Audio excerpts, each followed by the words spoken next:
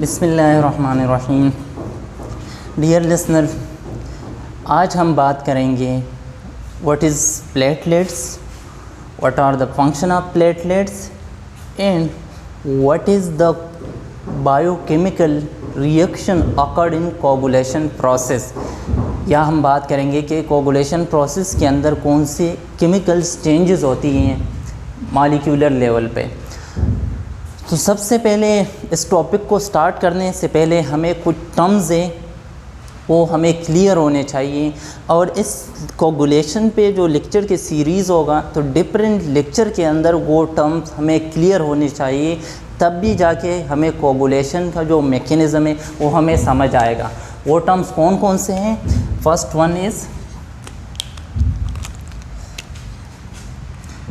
first terms which should be very clear is what is platelets,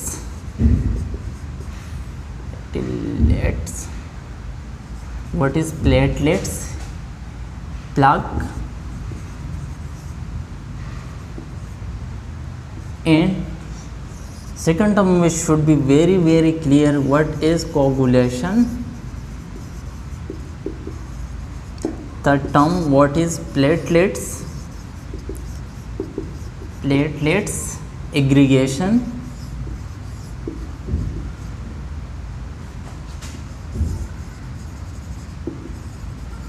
and platelets activation.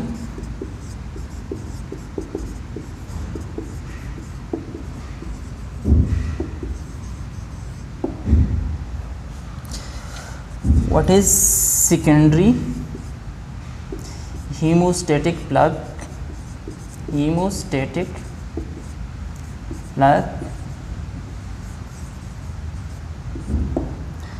and other term which should be very clear about the coagulation cascade is what is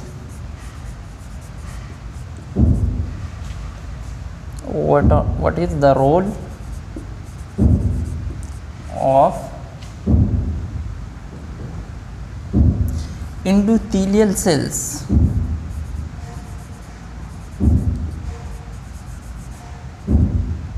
in coagulation.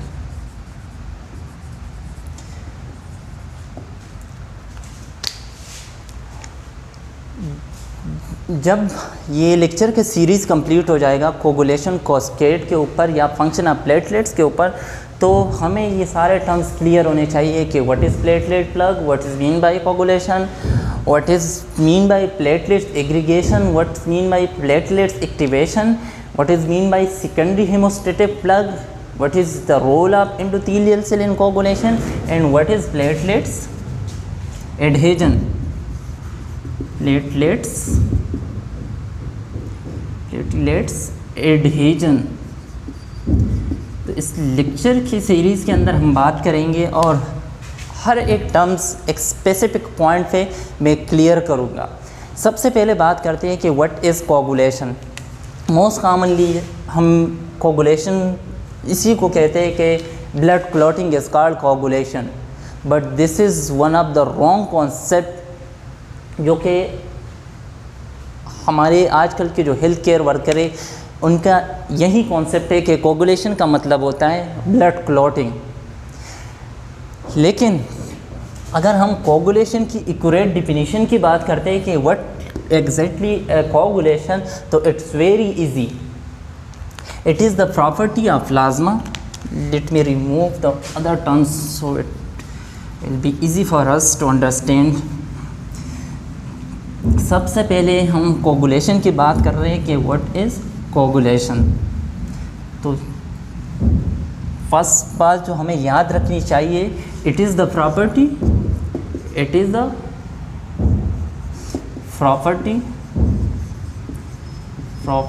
Of plasma.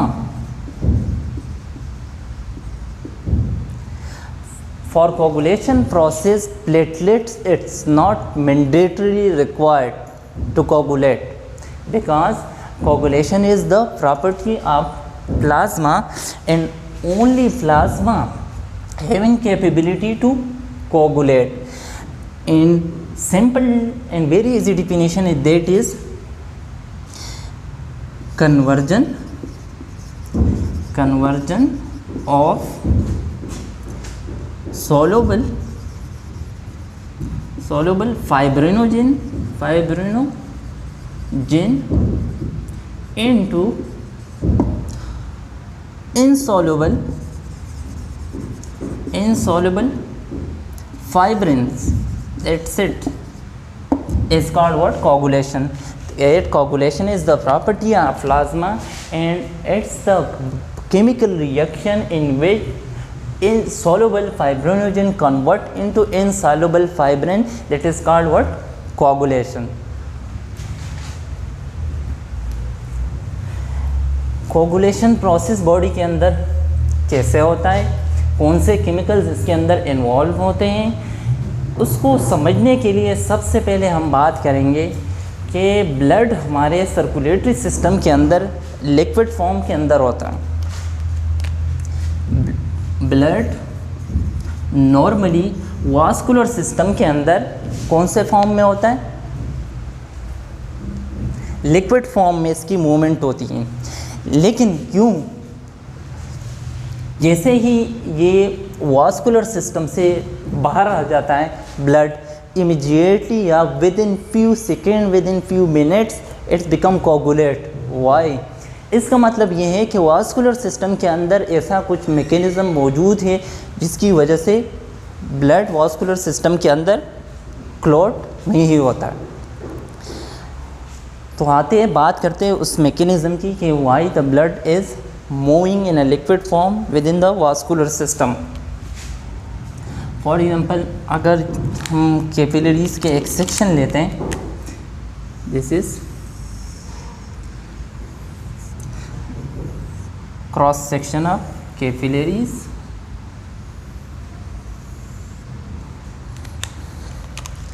यहाँ पे कौन से cell present होंगे? Endothelial cells,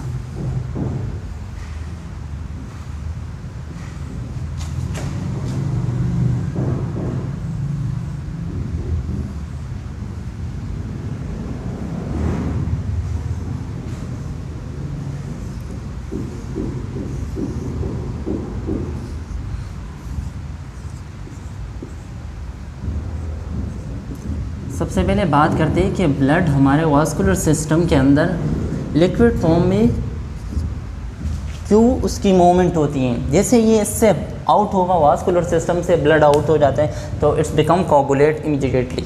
इसका मतलब ये है कि कुदरत ने कुछ निज़ाम रखा हुआ है इस वास्कुलर सिस्टम के अंदर कि इसके अंदर ब्लड की कोगुलेशन नहीं होती और ब्लड लिक्विड फॉर्म के अंदर इसके अंदर उसकी मूवमेंट होती है वास्कुलर सिस्टम के अंदर, हेल्थी वास्कुलर सिस्टम के अंदर. तो सबसे पहले दीज आर एंडोथेलियल सेल्स. इस एंडोथेलियल सेल्स के अंदर एक प्रॉपर्टी ये है कि ये एक केमिकल सिक्रीट कर रहा होता है, इसको हम कहते हैं ADP डाई फास्फोटेसिस. इसके अलावा हर एक एंडोथेलियल सेल से एक और केमिकल सिक्रीट होता है नॉर्मली, जिसको हम कहते हैं नाइट्रिक ऑक्साइड RNO.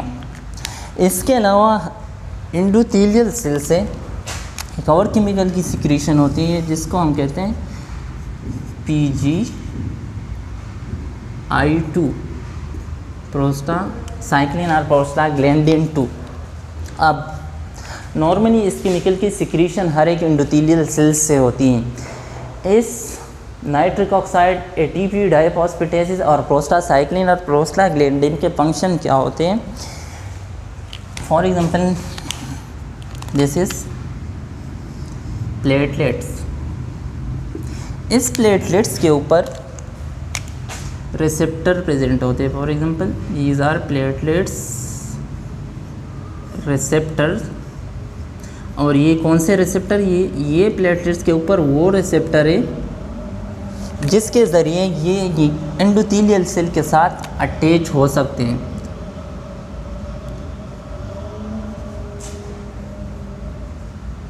ये इस एंडोथेलियल सेल के साथ अटैच हो सकते हैं। अगर प्लेटलेट्स के ऊपर ये रिसेप्टर है और यहाँ पे भी इसके अटैचमेंट पॉइंट मौजूद है एंडोथेलियल सेल्स के ऊपर, तो ये यहाँ पे आके स्टक हो जाएगा, रिजल्टिंग ब्लॉकेज। ये जो भी आर्टरी है, जो भी वेसल्स है, जो भी कैपिलरीज है, इसके अंदर ब्लॉकेज आ जाएगी और हम ऐसा नहीं चाह रहे होते। हमें platelets, white blood cell, WBC moment में चाहिए या ब्लड हमें लिक्विड फॉर्म में चाहिए इस वास्कुलर सिस्टम के अंदर। जहाँ पे ब्लॉकेज आ जाती है तो हम कहते हैं दिस आर पैथोलॉजिकल कंडीशन। इसके लिए कुदरत ने इस एंडोथेलियल सेल के अंदर ये कैपेबिलिटी रखी है कि इससे नाइट्रिक ऑक्साइड, ATP डाइफॉस्फेटेज और प्रोस्टाग्लैंडिन A2 या प्रोस्टासाइक्लिन केमिकल्स की सिक्रेशन होती हैं। ये केमिकल्स क्या करते हैं कि ये इस रिसेप्टर को डीएक्टिवेट करते हैं। जब इस रिसेप्टर को डीएक्टिवेट करते हैं तो प्लेटलेट्स की वो एबिलिटी ख़त्म हो जाती है जिसके ज़रिए ये एंडोथेलियल सेल के साथ कनेक्ट हो सकता है। तो ये प्लेटलेट्स इस केमिकल्स की वजह से, क्योंकि इसका जो रिसेप्टर है जिसके ज़रिए यहाँ पे अटैच या स्टिक होगा, वो रिसेप्टर ही ख़त्म हो गया। तो अब platelets is now enable to stuck with endothelial cells. और वो काम किसने किया? एंडोथेलियल सेल्स ने। उसने केमिकल सिक्रीट किए, nitric oxide, ATP diphosphatase, prostaglandin A2। उसकी वजह से प्लेटलेट्स के ऊपर रिसेप्टर होते हैं और वो रिसेप्टर किस लिए होते हैं कि उसके ज़रिए ये प्लेटलेट्स एंडोथेलियल लिनिंग या एंडोथेलियल सेल के साथ अटैच हो सकते हैं। लेकिन इस केमिकल्स ने उस रिसेप्टर को ख़त्म कर दिया, सिंपली कहते हैं कि डीएक्टिवेट कर दिया। तो platelets is then unable to stuck with endothelial cell. सिर्फ ये नहीं, एंडोथेलियल सेल, हर एक एंडोथेलियल सेल एक मैकेनिज़्म तो ये हो गया कि ब्लड क्यों लिक्विड फॉर्म में होता है, क्योंकि एंडोथेलियल सेल से ये 3 टाइप्स के केमिकल रिलीज़ होते हैं जिसकी वजह से प्लेटलेट्स की वो एडहेजन, वो स्टकिंग और वो अटैचमेंट वाले कैपेबिलिटी या एबिलिटी ख़त्म हो जाती हैं। लेकिन सिर्फ ये नहीं, कुदरत ने इस एंडोथेलियल सेल के अंदर एक और एबिलिटी रखी है, उसकी बात करते हैं।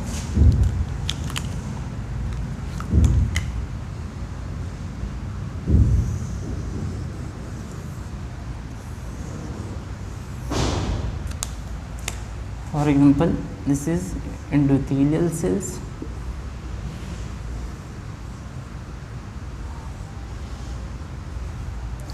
और ये एंडोथेलियल सेल्स। इसके अलावा हर एक सेल्स के ऊपर, एंडोथेलियल सेल के ऊपर एक मॉलिक्यूल एक्सप्रेस होता है जिसको हम कहते हैं heparin sulphate. Every endothelial cell express a molecules which is called what? Heparin sulfate। मैं इसको इससे यहाँ पे शो कर रहा हूँ तो हमें आसानी होगी कि इस मॉलिक्यूल्स का नाम क्या है? Heparin sulphate. अब बात ये है कि हेपारिन सल्फेट क्या करता है? हेपारिन सल्फेट एक्टिवेट करता है किसको? Anti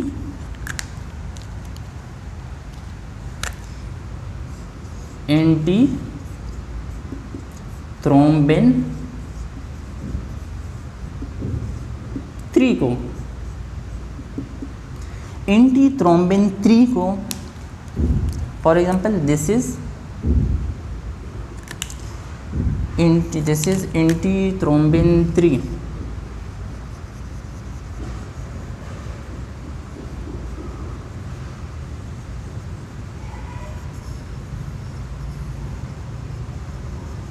This is a protein which is made by the liver। अब नॉर्मली ये ब्लड के अंदर प्रेजेंट होता है एंटी थ्रोम्बिन 3 प्रोटीन। जब ये हेपारिन सल्फेट के साथ अटैच हो जाते हैं तो ये एक्टिवेट हो जाते हैं, और जब ये एंटी थ्रोम्बिन एक्टिवेट हो जाते हैं तो ये क्या करते हैं? It will cut up. एक तो ये thrombin which is activated clotting protein, इसको डिग्रेड करता है। इसके अलावा एक्टिवेटेड फैक्टर नंबर 10 और एक्टिवेटेड फैक्टर नंबर 9 इसको भी डिग्रेड कर देता है। तो इसलिए अगर कहीं से भी थ्रोम्बिन आ जाए, अगर फॉर एग्जांपल यहाँ पे कोगुलेशन प्रोसेस चल रहा है और बाय चांस थ्रोम्बिन जो कि एक्टिव कोगुलेटिंग प्रोटीन है वो बाय चांस यहाँ आ जाए इस हेल्थी एंडोथेलियल सेल्स के पास, तो हेल्थी एंडोथेलियल सेल सबसे पहले क्या करते हैं, express molecules called heparin sulphate. Heparin sulphate क्या करता है, ये एंटी थ्रोम्बिन 3 प्रोटीन को एक्टिवेट करता है। एंटी थ्रोम्बिन 3 प्रोटीन का काम क्या होता है, थ्रोम्बिन को डिग्रेड कर देना, उसको कटअप कर देना। इसके अलावा फैक्टर एक्टिवेटेड फैक्टर नंबर 8, 10 और 9 जो कि एक्टिव क्लॉटिंग फैक्टर है उसको भी डिग्रेड कर देता है। बात यहाँ पे ख़त्म नहीं होती, इसके अलावा कुदरत ने एक और सिस्टम रखा हुआ है, एक केमिकल्स रखे हैं इस एंडोथेलियल सेल्स के पास, जिसके ज़रिए यहाँ पे ब्लड की मूवमेंट को यकीनी बनाते हैं कि ये लिक्विड फॉर्म में रहें। वो निज़ाम कौन सा है, फॉर एग्ज़ाम्पल हर एक एंडोथेलियल सेल्स के ऊपर एक प्रोटीन एक्सप्रेस हो जाते हैं और उस प्रोटीन का नाम है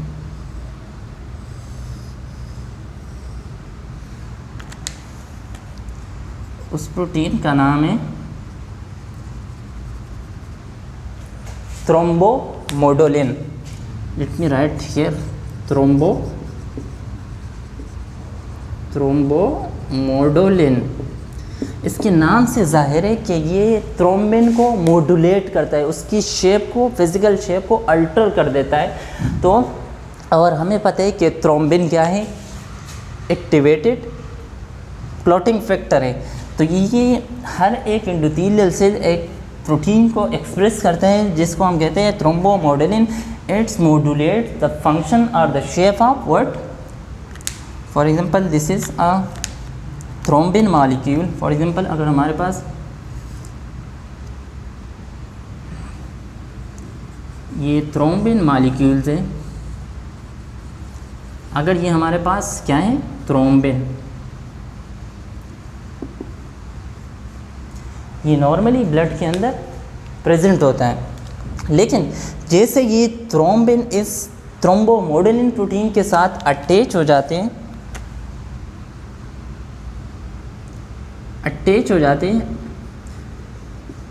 अटैच विथ थ्रोम्बोमोडुलिन, तो इसकी शेप अल्टर हो जाता है।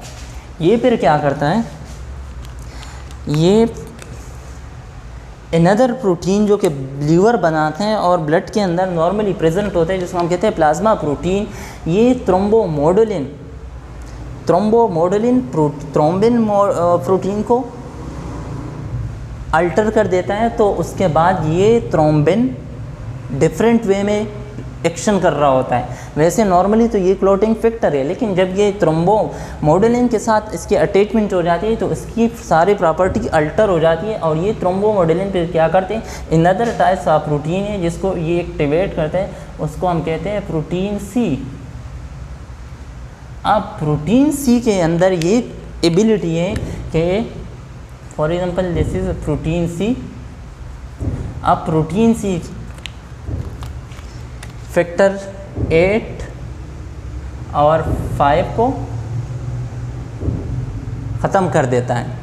तो ये वो निज़ाम है जो कुदरत ने रखा हुआ है कि blood vascular, healthy vascular system के अंदर लिक्विड फॉर्म में रहेगा, क्योंकि हेल्थी एंडोथेलियल सेल से नाइट्रिक ऑक्साइड, एडीपी डाइफॉस्फेटेजेस, प्रोस्टासाइक्लिन की सिक्रीशन होती है जिसकी वजह से प्लेटलेट्स की स्टिकिंग या अटैचमेंट एबिलिटी ख़त्म हो जाती है। सिर्फ ये नहीं, इसके अलावा हर एक एंडोथेलियल सेल के ऊपर एक मॉलिक्यूल एक्सप्रेस होता है जिसको हम कहते हैं heparin sulphate. Heparin sulphate anti thrombin 3 molecules को, प्रोटीन को एक्टिवेट करते हैं और एंटी थ्रोम्बिन 3 जब इसके साथ अटैच हो जाते हैं तो वो क्या करते हैं, वो एक्टिवेट हो जाते हैं, वो थ्रोम्बिन फैक्टर 9 और 10 को ख़त्म कर देता है। सिर्फ ये नहीं, इसके अलावा ये हर एक एंडोथेलियल सेल्स के ऊपर थ्रोम्बोमोडुलिन प्रोटीन प्रेजेंट होती है और उस थ्रोम्बोमोडुलिन का काम होता है अल्टर या और modulate the shape of thrombin. जब थ्रोम्बिन की शेप अल्टर हो जाती है तो उसके अंदर एबिलिटी आ जाती है कि वो प्रोटीन सी को एक्टिवेट करे। जब प्रोटीन सी एक्टिवेट हो जाते हैं तो वो फैक्टर नंबर 5 और 8 को डिग्रेड कर देता है, तो ब्लड लिक्विड फॉर्म में रहता है। इसके अलावा इस एंडोथेलियल सेल से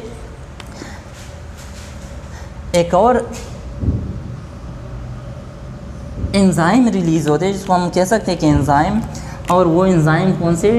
टिश्यू प्लाज्मिनोजेन एक्टिवेटर। अब टिश्यू प्लाज्मिनोजेन एक्टिवेटर क्या करता है कि ये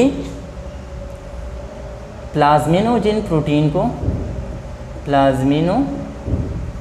प्लाज्मिनोजेन प्रोटीन को कन्वर्ट कर देता है, किस में? प्लाज्मिन में।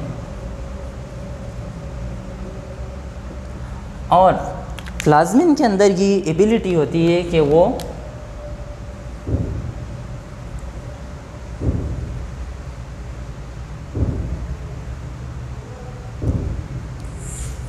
फाइब्रिनोजन को फैक्टर नंबर 8, 9 और 10 को डिग्रेड कर देता है, क्योंकि plasmin is a very very active enzyme. कैसे?